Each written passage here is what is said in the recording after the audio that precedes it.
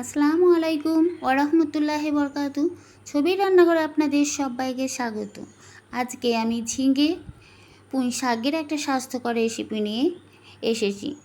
এই রেসিপিটা আমি বাড়িতে প্রায় বানাই, তাই ভাবলাম আজকে আপনাদের সঙ্গে শেয়ার করব।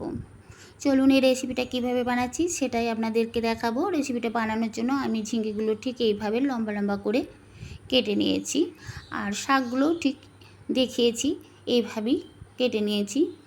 আর এই রান্নাতে শাকগুলো কচি শাকটা নিতে হবে।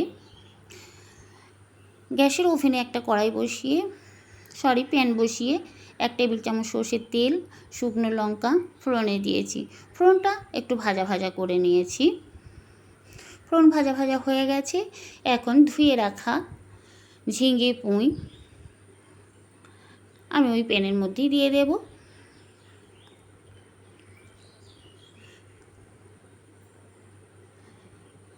আমার চ্যানেলে যদি প্রথম এসে থাকেন বন্ধুরা, তাহলে আপনাদের কাছে অনুরোধ আমার চ্যানেলটিকে সাবস্ক্রাইব করে ভিডিওটিতে লাইক দিয়ে ভিডিওটা কন্টিনিউ করুন প্লিজ বন্ধুরা। আমি পরিমাণ মতো লবণ দিয়েছি। শাক ঝিঙে অনেকটাই হয়ে গেছে, তাই ঢাকা দিয়ে গ্যাসের আঁচটা লো ফ্লেমে রেখে 2 থেকে 3 মিনিট রান্না করে নেব। 2 থেকে 3 মিনিট ঢাকা দিয়ে রান্না করার পর অনেকটাই কমে এসেছে, তাই দেখুন। আর এই সবজি রান্নাটা থেকে অনেকটা জল ছেড়ে দিয়েছে।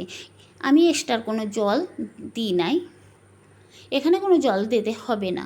সবজি থেকে যে জলটা বেরিয়ে আসবে ওই জলেই সবজিগুলো সেদ্ধ হয়ে যাবে। ঝিঙে পুঁই শাক সবই সেদ্ধ হয়ে যাবে।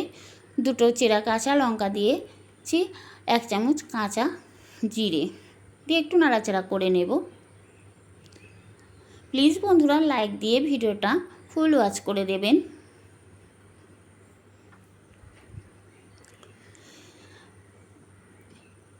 লবণ দিয়ে ঢাকা দিয়ে গ্যাসের আঁচটা লো ফ্লেমে রেখে দিলে সবজি থেকে অনেকটাই জল বেরিয়ে আসবে, আর সেই জলটা থেকেই সবজিটা সেদ্ধ হয়ে যাবে। আমি এইভাবে আবার ঢাকা দিয়ে সেদ্ধ হতে দিয়েছি। এদিকে 2 টেবিল চামচ পোস্ত আমি বেটে নিয়েছি। আপনারা জিরে গুঁড়োর বদলে পোস্তর সঙ্গে জিরে বেটেও দিতে পারেন। ঢাকা খুলে আমি আরও কিছুক্ষণ নাড়াচাড়া করে নেব বন্ধুরা। এখানে ডাঁটা ঝিঙে সবই কিন্তু সেদ্ধ হয়ে গেছে। জলটা একটু বেশি আছে, তাই গ্যাসের আঁচটা একটু বাড়িয়ে দেব যাতে তাড়াতাড়ি জলটা শুকিয়ে যায়।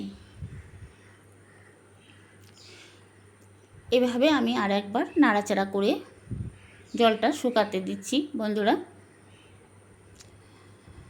এইভাবে ঢাকা দিয়ে রান্না করলে সবজির কালারটা কিন্তু সবুজ থাকে।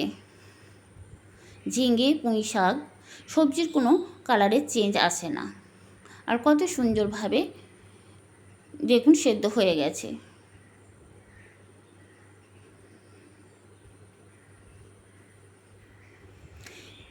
বেটে রাখা পোস্ত দেব।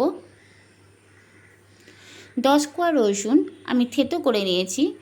থেতো করা রসুন পোস্ত একসঙ্গে দিয়ে আবার কিছুক্ষণ নাড়াচাড়া করে নেব। সবজির মধ্যে পোস্তটা মিশিয়ে নেব।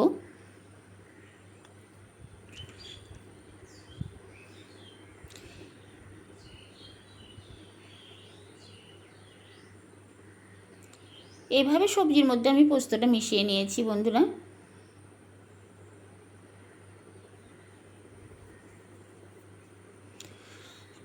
সব শেষে অল্প চিনি দিয়ে আরও একটু নাড়াচাড়া করে নেব। শেষে একটু চিনি দিলে এর স্বাদটা বেশি ভালো লাগে, আর যে কোনো সবজি রান্নার মধ্যে যদি চিনি দেওয়া হয় তাহলে তো ভালো লাগবেই বন্ধুরা। দেখুন কত সুন্দর হয়েছে এই রেসিপিটা যদি বাড়িতে বানিয়ে থাকেন তাহলে কমেন্টে জানাবেন, আর না যদি বানিয়ে থাকেন তাহলে একবার বানিয়ে তারপর আমাকে কমেন্ট করে জানাবেন কেমন লেগেছে। আবার দেখা হবে পরের ভিডিও।